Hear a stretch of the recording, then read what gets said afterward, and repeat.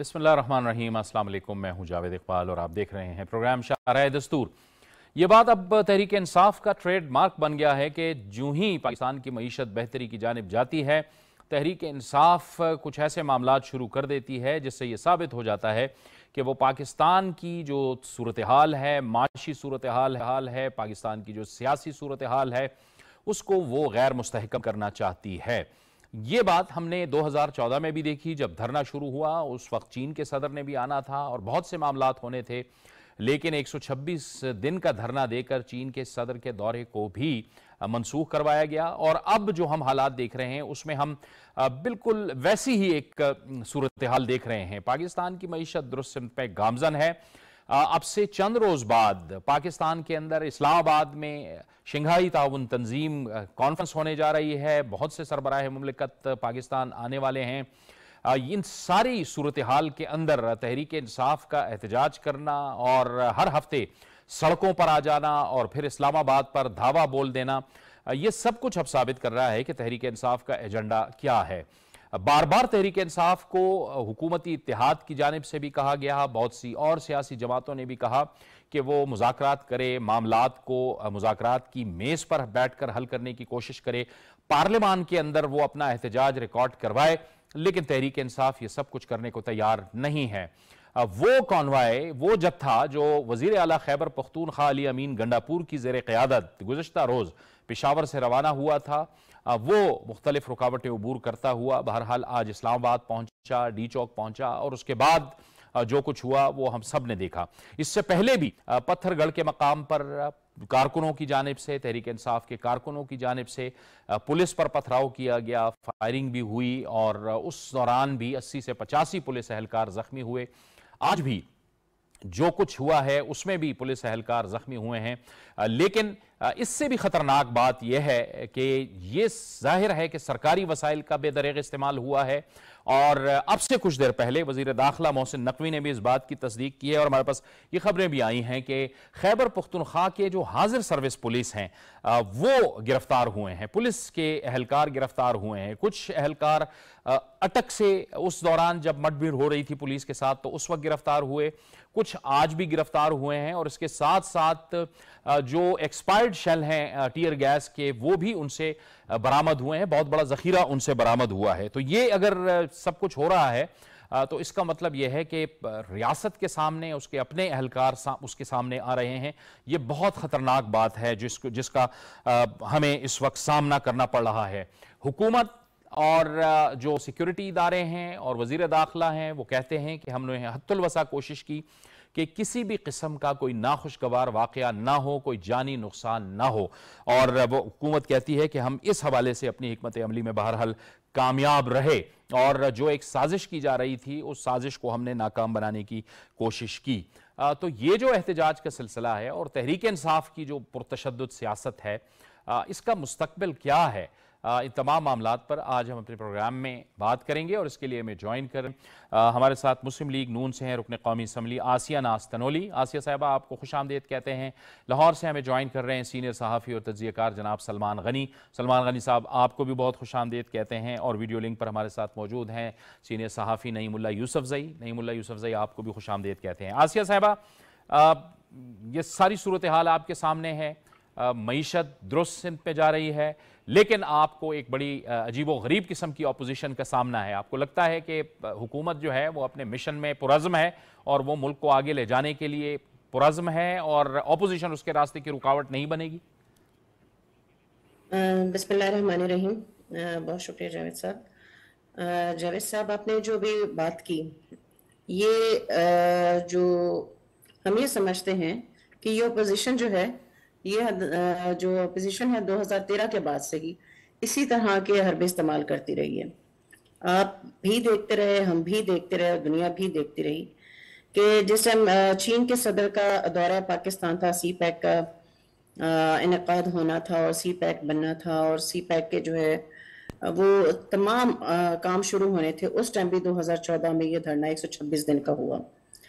तो उस वक्त से लेके आज तक ये 10 साल और 13 साल जो आप समझते हैं कि 2024 आगे आएगा और 2013 से 24 तक का 11 साल जो गुजरे हैं वो आप सबके सामने हैंगे कि क्या तरीक़ेकार रहा है।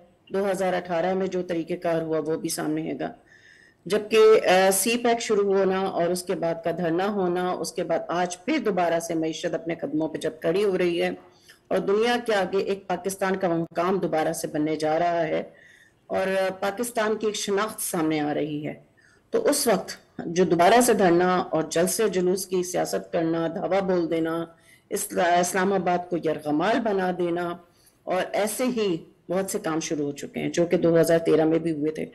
हमें ये समझ में नहीं आता कि ये क्यों होता है, ये किस एजेंडे पे काम कर रहे हैं।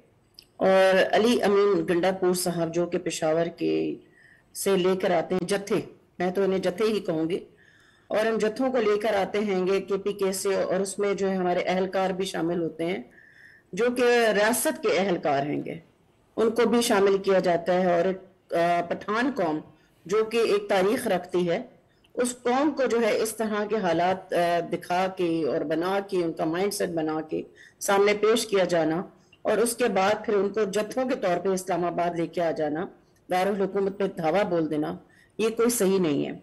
और यही तरीक़ाकार उनका हमेशा रहा है। और ये क्या माइंडसेट है, ये किस माइंडसेट पे काम कर रहे हैं, और पाकिस्तान की तरक्की को रोकने का माइंडसेट है, पाकिस्तान की मईशत को रोकने का माइंडसेट है। और ये आने वाले वक्त में पाकिस्तान के जो तमाम रूल्स रेगुलेशंस और जितने भी तरक्याती काम और जितने भी पाकिस्तान की तरक्की और मैं समझती हूँ सकाफती ताल्लुकात को सबोताश करने के लिए ये लवाजमात अपनाए जाते हैं हमेशा से, लेकिन हम ऐसा होने नहीं देंगे इंशाअल्लाह ताला, क्योंकि इस वक्त शंघाई तंजीम का जो इजलास है वो बहुत ज़रूरी है पाकिस्तान के लिए। पाकिस्तान अपनी हैसियत को बहाल कर रहा है इस वक्त, और तमाम दुनिया से लोग आ रहे हैं, चाहे वो UAE हो, सऊदी अरब हो, चीन हो, और तमाम दुनिया के जो सफारती ताल्लुकात जो हैं वो बेहतरी की तरफ लेके आना चाह रहा है पाकिस्तान। और ये 97 के बाद 1997 के बाद से ये इसके बाद से ये तंजीम का जो है दोबारा से पाकिस्तान में ये इजलास हो रहा है, और हम ये समझते हैं कि इसको बहुत बेहतर होना चाहिए। और इस टाइम जबकि इजलास होने जा रहा है तो जत्थों का यहाँ आना ये बहुत ही परेशान बात है कि आप पाकिस्तान की तरक्की में रुकावट डालना चाह रहे हैं, आप पाकिस्तान की मईशत को सबोताश करना चाह रहे हैं, आप पाकिस्तान के लोगों की जो है आप समझते हैं कि उनकी तरक्की को रोकना चाह रहे हैं, पाकिस्तान के नौजवानों को आप किस तरफ लेकर जाना चाह रहे हैं, ये सारी चीजें सामने। ठीक है सलमान गनी साहब, 2014 वो धरना 126 दिन का धरना, उसमें भी हमने देखा जो एक सूरत हाल रही, फिर आज से ठीक उससे 10 साल बाद आज 2024 तहरीक इंसाफ ने कुछ सीखा, मरकज में हुकूमत की, सूबे के अंदर उनकी तीसरी हुकूमत है, 11वां साल चल रहा है, ये सियासत में क्या इन्होंने सीखा है? ये तो फिर वही उसी सियासत, पुरतशद्दुद सियासत, वही चीजें।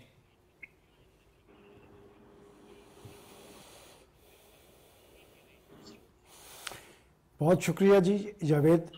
देखिए बात यह कि आपने 2014 के एहतजाजी धरने की बात कर दी है, मेरा ख्याल इसमें बहुत सारा फ़र्क है, और फ़र्क ये है कि 2014 के धरने के पीछे सिग्नल भी था और थपकी भी थी, और अब इस्लामाबाद के अंदर ऐसी सूरत हाल नहीं है।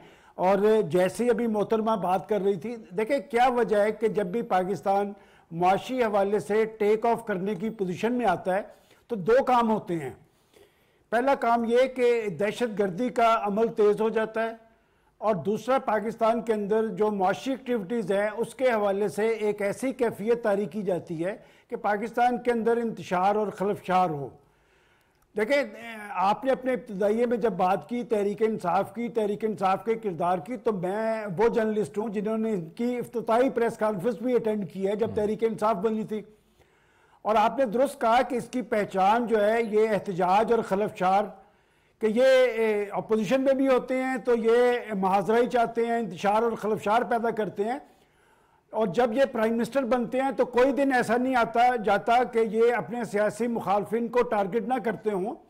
और जावेद पाकिस्तान की सियासी तारीख ये बताती है कि जो हुकूमतें होती हैं वो डिलीवर करने के लिए होती हैं, और हुकूमतों के पास बड़े प्लस होते हैं। माजी की हुकूमतें आपके सामने हैं कि कोई हुकूमत इस बात पे नाज करती है कि हमने पाकिस्तान के अंदर बिजली की पैदावार पूरी की, हमने मोटरवेज बनाए, हमने पाकिस्तान के अंदर तरक्याती अमल यकीनी बनाया।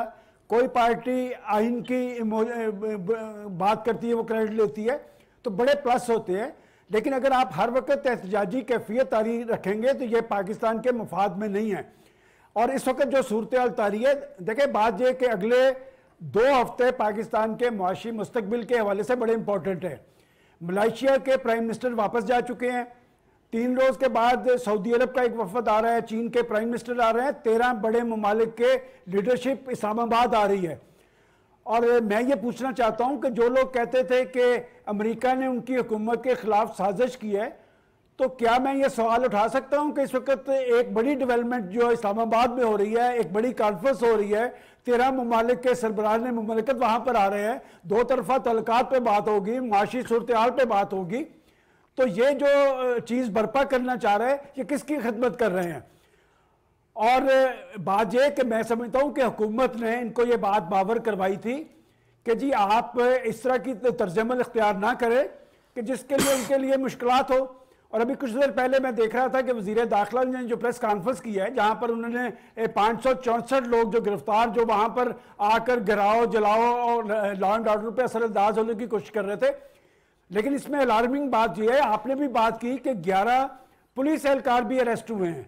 मैं समझता हूं कि ये जो पुलिस एहलकार अरेस्ट हुए हैं ये जिम्मेदार पुलिस वाले नहीं हैं, ये चीफ मिनिस्टर साहब जिम्मेदार हैं, वो उनको लेके आए हैं। और पहली दफा देखने में आ रहा है कि किसी एक सूबे का चीफ मिनिस्टर जिसकी जिम्मेदारी है लॉ एंड ऑर्डर को मेंटेन करने की, जिसने अपने सूबे के अवाम को डिलीवर करना है, जिसने अवाम की फलाह और बहबूद के लिए काम करना है, वो अपने असल मकासद से हटकर वफाक पर चढ़ाई करता नजर आ रहा है। वो मरने मारने की बात कर रहा है, वो गोलियां चलाने की बात कर रहा है, वो वफाक पर लश्कर कशी कर रहा है। देखिए बड़ी खुली खुली बात यह है कि दरअसल वो दुनिया के अंदर पाकिस्तान की जगनसाई की कोशिश कर रहे हैं। वो शंघाई कॉन्फ्रेंस पर असरअंदाज होना चाहते हैं, लेकिन पाकिस्तान की रियासत इतनी कमजोर नहीं है। पाकिस्तान की रियासत को अपनी रिट बरकरार रखना है और ये रिट इंशाल्लाह बरकरार रहेगी और इनका जो मजमूम अज़ाइम है वो पूरे नहीं होंगे। ठीक, बिल्कुल आप दुरुस्त कह रहे हैं कि पाकिस्तान की जो रियासत है वो अपनी रिट कायम रखेगी। नहीं मुल्ला यूसुफजई साहब, एक तो पुलिस एहलकार गिरफ्तार हुए, फिर जो एक इससे भी आगे है कि 120 जो हैं वो अफगान बाशिंदे भी गिरफ्तार हुए हैं, पुलिस ने गिरफ्तार किए हैं।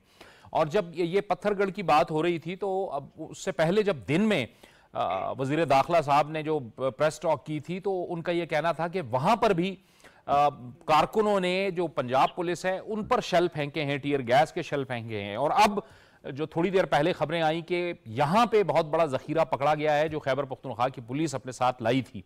ये जो एक सूरत हाल है ये तो बहुत तशवीशनाक सूरत हाल है और बड़ी खतरनाक सूरत हाल है। बिल्कुल जाहिद साहब, बहुत शुक्रिया। ये मैं अमूमन एक बात करता होता हूँ कि ये आपकी तरजीहात बताती है, जो आपका अंदाज होता है, जो आपका तरीक़ाकार होता है सियासत का या एहतजाज का। इसमें कोई शक नहीं है कि एहतजाज करना हर एक का जमहूरी हक है, लेकिन ये एहतजाज नहीं है, कम अज कम ये एक इंतशार फैलाने वाली बात है, मुल्क में अफरा तफरी फैलाने वाली बात है। और आप इसकी टाइमिंग देखें, जैसे आपने खुद अपने इंट्रो में भी कहा कि इस टाइमिंग पे इन हालात में एक सूबे का वजीर आला किस तरह वफाक पर लंगरअंदाज होने के लिए आ रहा है। ये वो चीजें हैं जो पीटीआई की जो सियासत का तर्ज अमल है वो दिखाती है कि जब भी इस मुल्क में तरक्की होने लगती है, जब इस मुल्क में कुछ ऐसा होने लगता है कि लोगों की उम्मीदें पैदा होती है कि अब हम तरक्की करेंगे, हमारे बच्चे 2 वक्त का 3 वक्त का रोटी खाना खाएंगे, हमारे बच्चे पुरअमन माहौल में स्कूल जा पाएंगे, हम तरक्की कर पाएंगे, तो ऐसे हालात में तहरीक इंसाफ जैसी पार्टी मुख्तलिफ तरीकों से, भले वो बानी की सरपरस्ती में हो या अब अगर बानी नहीं है तो उसके वजीर आला और दीगर लोगों की सरपरस्ती में इस तरह की लश्कर कशी कर रहे हैं। तो पहली बात तो ये है कि इनकी टाइमिंग बहुत बहुत ही खतरनाक है। अब आप अगर शंघाई ताउन तंजीम यहाँ पे समिट के लिए इंडिया ने हामी भर ली है, जो पिछले मतलब मेरे ख्याल में कोई 10-15 साल या 20 साल के बाद वहाँ उनके नुमाइंदे आएंगे और एक समिट में वो पार्टिसिपेट करेंगे, तो ये एक खुशी की बात है कि इस रीजन में पाकिस्तान को माना जा रहा है, हमारी तरक्की की जो इकाइयां हैं उनको रिकॉग्नाइज किया जा रहा है, आपका स्टॉक एक्सचेंज ऊपर जा रहा है, आप पर बाहर के ममालिक एतमाद करने लगे हैं, इस मुल्क में डॉलर्स और सरमायाकारी आ रही है। तो ऐसे हालात में एक सूबे का वजीर आला किस तरह कर सकता है कि इस तरह का इकदाम करे? इसका मतलब ये है कि इनकी इरादे अच्छे नहीं है या अच्छे नहीं थे इस सूरत हाल में जब वो यहाँ पे आकर एहतजाज करना चाह रहे थे।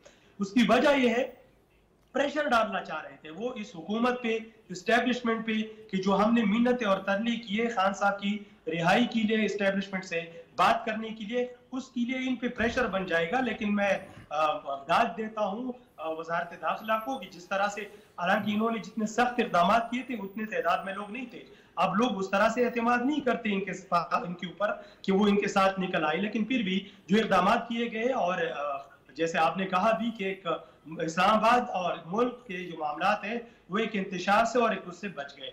अब अगर दूसरी बात हम आते हैं, पुलिस तो चलो पकड़े गए और इसका जिम्मेदार वजीर आला है, इंतजामिया है, कि जिन्होंने सरकारी मशीनरी को इस्तेमाल किया, जिन्होंने सरकारी लोगों को इस्तेमाल किया अपने सियासी मफादात के लिए और अपने मामलात के लिए। लेकिन दूसरी बात, जो अफगानी पकड़े गए हैं, आपके इस्लामाबाद में एक बहुत बड़ा इवेंट होने जा रहा है, दुनिया के उन ममालिक के लोग आ रहे हैं जो आप पर एतमाद नहीं कर रहे थे आपकी दौर में, आपने उनके साथ ताल्लुकात खराब किए, वो लोग अब आने लगे हैं।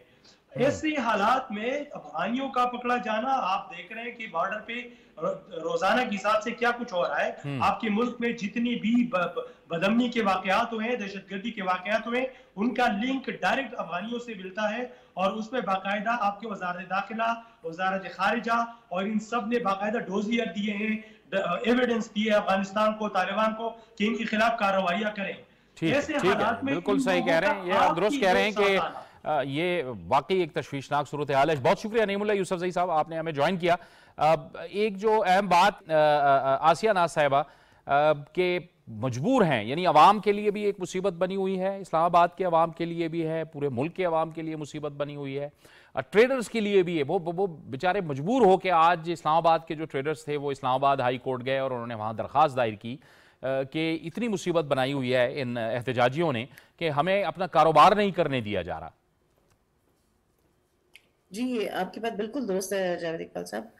बात यह है ना कि इस तरह की जो एहतजाजी सियासत और दहशतगर्दी, मैं से कहूँगी दहशतगर्दी है, ये पाकिस्तान के खिलाफ दहशतगर्दी है, पाकिस्तान की आवाम के खिलाफ दहशतगर्दी है।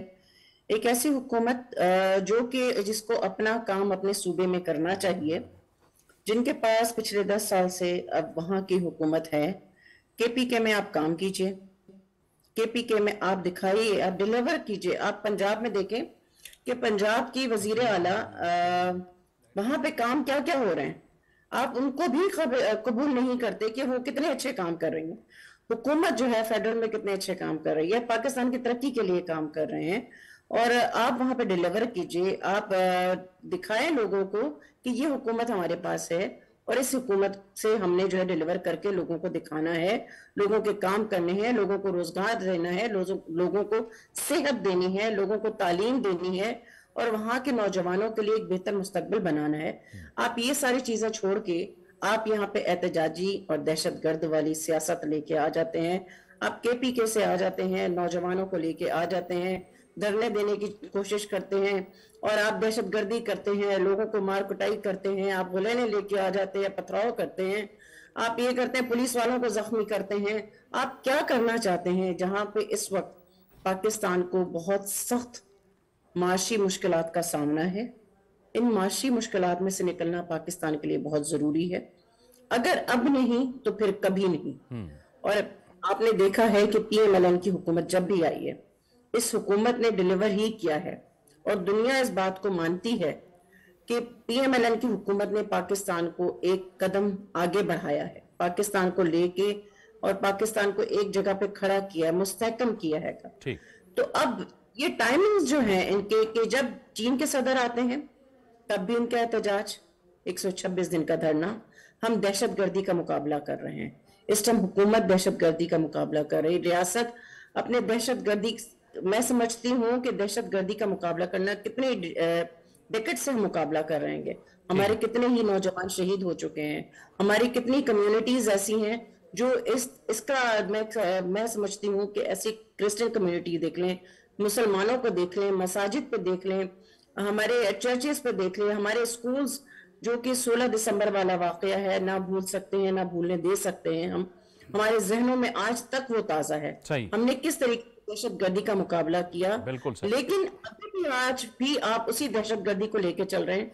और जब मुस्तहकम पाकिस्तान की बुनियाद रखी जाती है, PMLN हुकूमत जब रखती है तो आप फिर धरने की सियासत, एहतजाज की सियासत।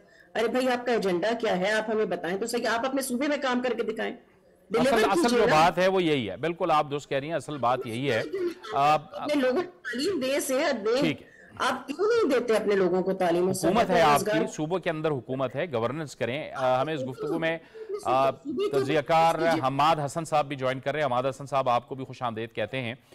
लेकिन सलमान गनी साहब, फिर मैं हमाद साहब की तरफ भी आता हूँ। सलमान गनी साहब, एक और जो अहम बात थी वो इन दो इस एहतजाज के दौरान ये हुई कि एक तो वजीर आला खैबर पख्तूनख्वा हैं अली अमीन गंडापुर साहब, जो कि कारकुनों को लेके वो इस्लामाबाद पे धावा बोलते हैं।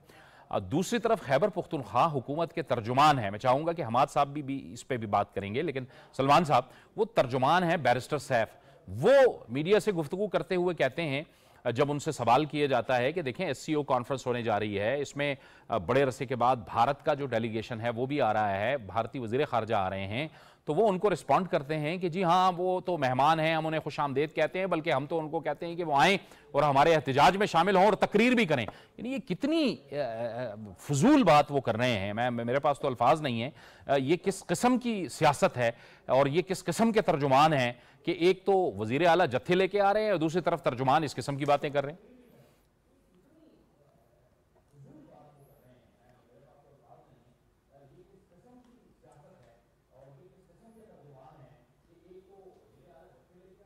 मैं इस पे बात करना चाहूंगी जावेद साहब। एक मिनट देखिए जावेद साहब, जो बात बैरिस्टर सैफ ने की है ये खुद लम्हे फिक्री है पाकिस्तान तहरीक इंसाफ के लिए, और यही वजह है कि उनके इस बयान के हवाले से सबसे बड़ा रद्द-ए-अमल तो खुद उनके शहबाज गिल साहब का आया है, जिन्होंने इस बयान को वाहियात बयान करार दिया है। और उनका ये कहना है कि हम पाकिस्तान की एक जमात है और किसी भारतीय वज़ीर को पाकिस्तान के अंदरूनी मामलात में मुदाखलत का कोई हक नहीं। और बैरिस्टर साहब ने जो कुछ कहा है उसके बारे में मैं सिर्फ यही कह सकता हूँ कि खुदा महफूज रखे उस वक्त से मेरी गैरत को कि दुश्मन भी तरस खाकर तेरा गमखार हो जाए। और आप उस इंडिया के वज़ीर की बात कर रहे हैं जिन्होंने खुद अपने यहाँ अकलीतों पे जीना अजीरन कर रखा है, जिनके यहाँ अगर आप दुनिया के अंदर नज़र दौड़ाएं तो सबसे ज़्यादा इंसानी हकूक़ की बदतरीन खिलाफ वर्जियाँ मकबूजा कश्मीर में हो रही हैं। और आप उनको ये बात कर रहे हैं कि वो पाकिस्तान के अंदर आकर एहतजाज करे। मेरा ख्याल इनका एहतजाज दुनिया को देखना चाहिए। देखिए, आप जब जमहूरी तारीख पर नज़र दौड़ाते हैं तो ये जो इस तरह का एहतजाज होता है ये जमहूरी अमल का हिस्सा है और ये आइन और कानून के तहत होता है। इसमें सिक्योरिटी इदारे जो हैं सिक्योरिटी बंदोबस्त करते हैं। लेकिन इन्होंने जब भी पाकिस्तान के अंदर एक एहतजाजी रवश अख्तियार किया है, बड़ी माजरत के साथ ये एक नया रुझान सामने आया है। माजी के अंदर जो अपोजिशन होती थी वो हुकूमत को टारगेट करती थी, हुकूमती पॉलिसियों को टारगेट करती थी, लेकिन ये नया रुझान तहरीक इंसाफ ने मुतारफ करवाया है। ये पाकिस्तान की रियासत को टारगेट करते हैं, पाकिस्तान के रियासती इदारों को टारगेट करते हैं और दुनिया भर में पाकिस्तान की जगलसाई करने की कोशिश करते हैं। जावेद, इससे पहले क्या माजी की सियासी तारीख में इस तरह की कोई मिसाल मौजूद है कि आप IMF को लेटर लिखते हैं कि जी पाकिस्तान को कर्जा ना दें? और जैसे मैंने आपको निशानदेही की है कि ये टाइमिंग बड़ी इंपॉर्टेंट है दो हवाले से। एक तो ये हर कीमत पर उस आईनी तरमीम पे असरअंदाज होना चाहते हैं और आपको याद होगा कि 24 घंटे पहले वो ये कह रहे थे कि हम अपना एहतजाज मौखर कर देंगे, लेकिन ये अदलिया के अंदर जो इस्लाहात का बिल नहीं आना चाहिए ये डिक्टेट करवाने की कोशिश कर रहे हैं। और दूसरी बड़ी बात यह है कि जब से पाकिस्तान को IMF ने प्रोग्राम दिया 24वां 7 अरब का, इससे बड़ा पैकेज कभी नहीं मिला, ये इन्हें हजम नहीं हो पा रहा। और जैसे मैंने आपको पहले कहा है कि आने वाले 2 हफ्ते पाकिस्तान के मुआशी मुस्तकबिल के हवाले से अहम है। 13 बड़े मुमालिक यहाँ पर आ रहे हैं। पाकिस्तान ने मुआशी इस्लाहात भी किए हैं, पाकिस्तान के अंदर अच्छी मईशत के लिए, साजगार मईशत के लिए इम्कानात भी मौजूद है। और मैं ये भी आपको बताता चलूँ कि ये सारी कैफियत क्यों कर तारी हुई, जब से पाकिस्तान के प्राइम मिनिस्टर शहबाज शरीफ साहब चाइना का विजिट करके आए हैं। आप देखें कि CPEC की अपग्रेडिंग की बात हुई है। CPEC आपके दुश्मन को हजम नहीं हो पा रहा। ये तो मगरबी बॉर्डर पे जो कुछ हो रहा है ये कौन करवा रहा है, क्यों कर करवा रहा है, असला किसका है, फंड्स किसके हैं?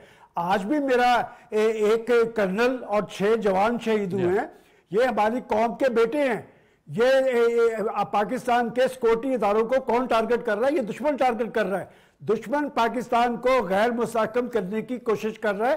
क्यों कर रहा है? इसलिए कि वो ये देख रहा है कि पाकिस्तान न्यूक्लियर पावर बनने के बाद दफाई एतबार से खुद इंसारी की मंजिल पे पहुंचा है और दुश्मन को अब ये जरूरत नहीं कि पाकिस्तान पे शब खून मार सके।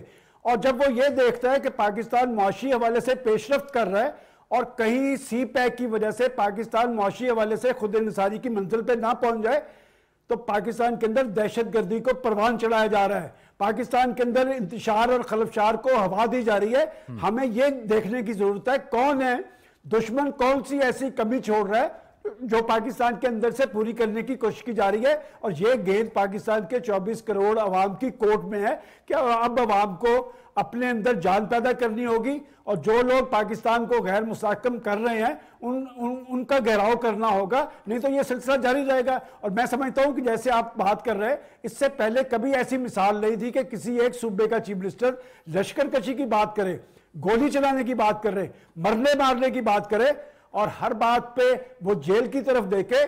जो चीफ मिनिस्टर होता है वो जिम्मेदार होता है सूबे के इंतजामी और सियासी मामलात का, सूबे के अवाम को डिलीवर करने का। पख्तूनख्वा आज बद नज़मी की आग में जल रहा है, वहां दहशतगर्दी का रुझान है, वहां बदअमनी है, वहां तो आप तवज्जो नहीं कर रहे, अपने सूबे के लोगों के अवाम के एतमाद पर पूरा होने की कोशिश नहीं कर रहे, आप एक नई सूरत तारी करने की कोशिश कर रहे हैं। और फिर जावेद आप ये देखें कि उस पार्टी की लीडरशिप ने कायदे इनकलाब किसको चुना है कि क्या पार्टी के संजीदा लोग मौजूद नहीं थे? मेरा आपसे सवाल यह है कि मैं लाहौर में बैठा हूं, आप इस्लामाबाद में हैं, पार्टी के कुछ संजीदा लोग भी हैं, मुझे तो इस सारे एहतजाज में वो नजर नहीं आए। कहां थे बैरिस्टर गौहर, कहां थे सलमान अकरम राजा, कहां थे अली जफर? आखिर इन लोगों को आगे आना चाहिए। और अगर पाकिस्तान में सियासत करनी है तो फिर पाकिस्तान के मफादात को भी देखना पड़ेगा। और आइन और कानून और रियासत से बालातर पाकिस्तान में कोई शख्स नहीं, और पाकिस्तान की रियासत इतनी कमजोर नहीं है। पाकिस्तान एक न्यूक्लियर पावर है और इंशाअल्लाह ताला पाकिस्तान ने एक मुआशी पावर बनना है, पेशरफ्त होनी है। लेकिन आपकी सियासत यही तर्जबल अख्तियार किया उनके लिए तो उनके अल्फाज हैं कि जी ये तो बुज़दिल लोग हैं और वो तो चाहते ये हैं कि गालियां दें, दारुल खिलाफे पे चढ़ाई करें। हमाद हसन साहब, क्या इनसिक्योरिटी है तहरीक इंसाफ को? ये एक बड़ी इनसिक्योरिटी है कि अगर मुल्क डायरेक्शन में आ गया और माशी सिमत इसकी मुतय्यन हो गई और मुल्क आगे बढ़ा तो फिर कोई इनका पूछने वाला नहीं होगा। क्या इनसिक्योरिटी है कि ये बार बार इस किस्म की एक फिजा पैदा करने की कोशिश करते हैं?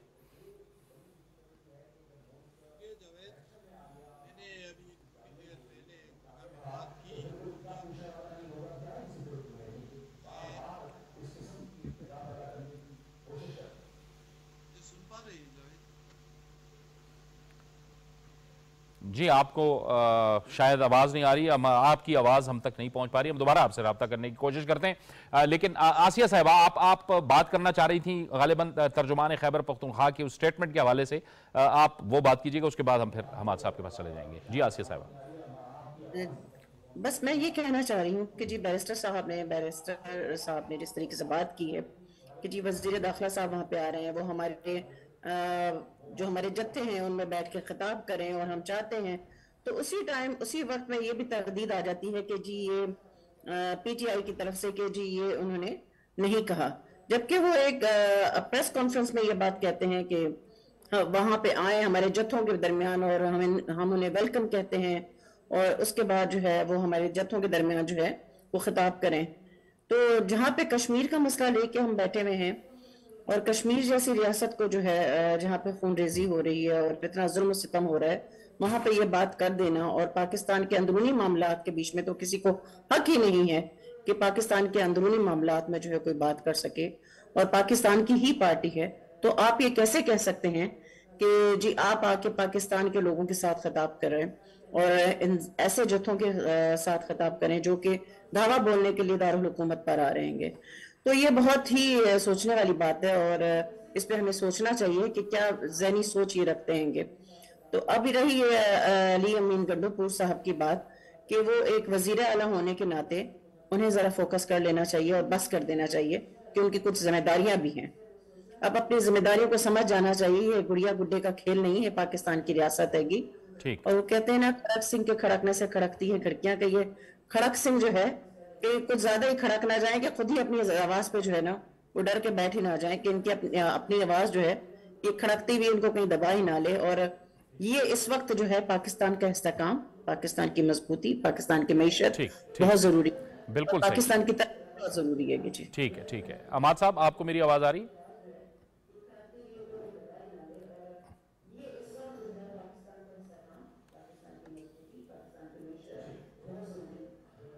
हमाद साहब, आपको मेरी आवाज आ रही है? मैं आपको सुन रहा हूँ जावेद, मेरी जी जी आवाज आ रही है? जी जी, आप अब जो सवाल किया था आप बिल्कुल आप रिस्पॉन्ड कीजिएगा, अब आवाज आ रही है आपकी। देखिए जावेद, एक तो ये ख्याल रखना चाहिए कि लंबी गुफ्तगू की बजाय अगर हम टू द पॉइंट बात करें तो ज्यादा वजाहत के साथ देखिए इस एहतजाज को हम देखें तो ये है क्या। पहले तो हमें ये तज्जिया करना चाहिए, ये एहतजाज किस लिए हो रहा है? क्या किसी सिविल सुपरमेसी के लिए हो रहा है? क्या आईन और कानून की सरबुलंदी के लिए हो रहा है? क्या किसी जमहूरी अमल के लिए हो रहा है? इस एहतजाज का मकसद सिर्फ और सिर्फ इमरान खान को उसी इक़्तिदार पर बिठाना था जिस इक़्तिदार पर वो गैर आईनी तरीके से 2018 में बैठे थे। एक दूसरी बात यह कि इस एहतजाज में कौन शामिल है।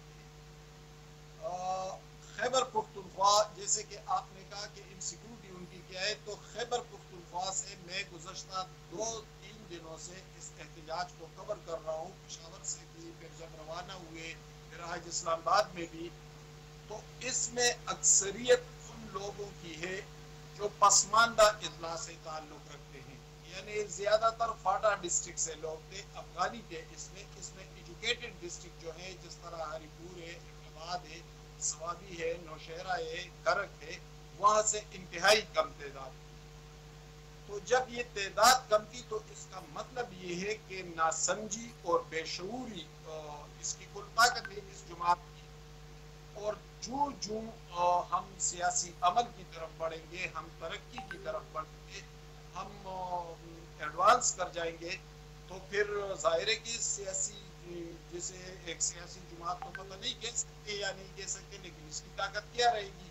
आज भी मैं इसके जो कारकुन थे, मैं उनसे मिल रहा था तो 60% से ज्यादा वो लोग थे जो दूर अफ्तादा इलाकों से आए थे, जो या तो आप मुझे सुन पा रहे हैं?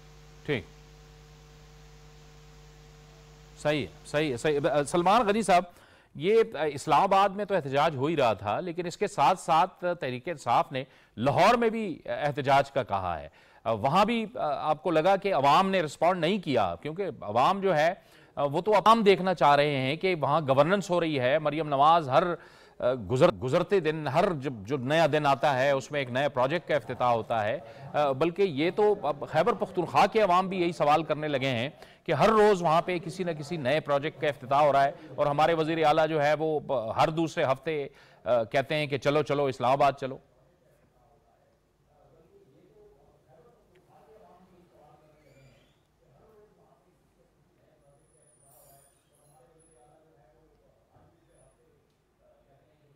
जी सलमान साहब, आप सुन रहे हैं मेरी बात? देखिए जावेद साहब, इसमें कोई शक नहीं कि इस वक्त एहतजाजी फ़ज़ा जो है ये पख्तूनख्वा पे हावी है। लाहौर के अंदर ऐसी कोई गैर मामूली सूरत हाल तारी नहीं हुई, और लाहौर के अंदर आज ऐवान अदल में कुछ 3-4 दर्जन के करीब वकला और नौजवान जमा हुए हैं और उन्होंने एहतजाज का हक इस्तेमाल किया है। देखिए, बतौर जर्नलिस्ट मैं ये समझता हूँ कि एहतजाज का हक जमहूरियत और जमहूरी अमल का हिस्सा है, और ये आइन और कानून के तहत होता है।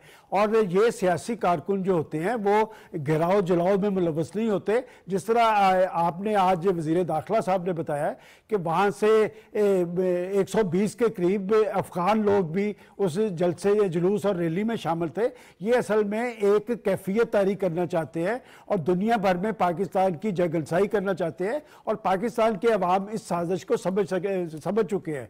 और इस वक्त जब पाकिस्तान के अंदर और ख़ास तौर पे इस्लामाबाद के अंदर एक बड़ी एक्टिविटी होनी जा रही है, इसमें चाहिए तो ये था कि पाकिस्तान की पॉलिटिकल पार्टीज और ख़ास तौर पे पाकिस्तान तहरीक इंसाफ के ज़िम्मेदार लोग पाकिस्तान के कौमी मफाद को तरजीह देते हुए इस तरह के एहतजाज के तर्ज अमल से पर नज़रसानी इख्तियार करते।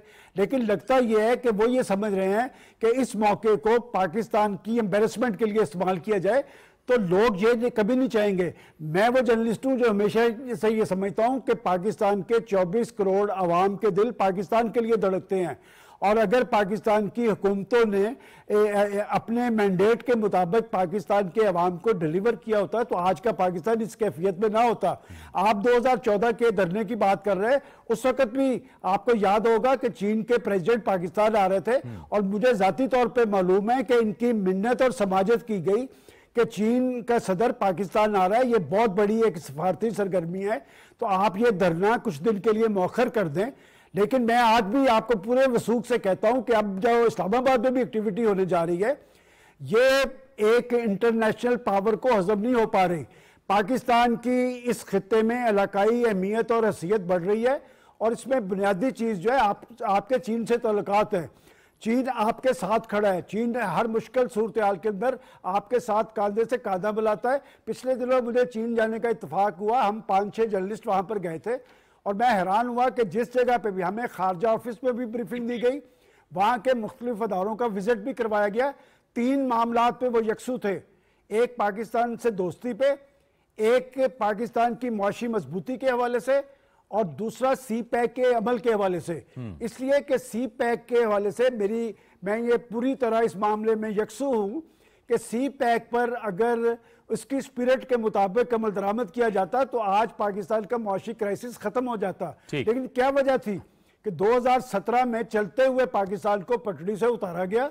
आपको याद है कि उस वक्त के प्राइम मिनिस्टर ने जिस पे पानामा लीक्स में जिसे मुलव्वस किया गया था, क्या पानामा लीक्स में से कुछ निकल पाया? दरअसल वो IMF की और सी पैक की लड़ाई थी।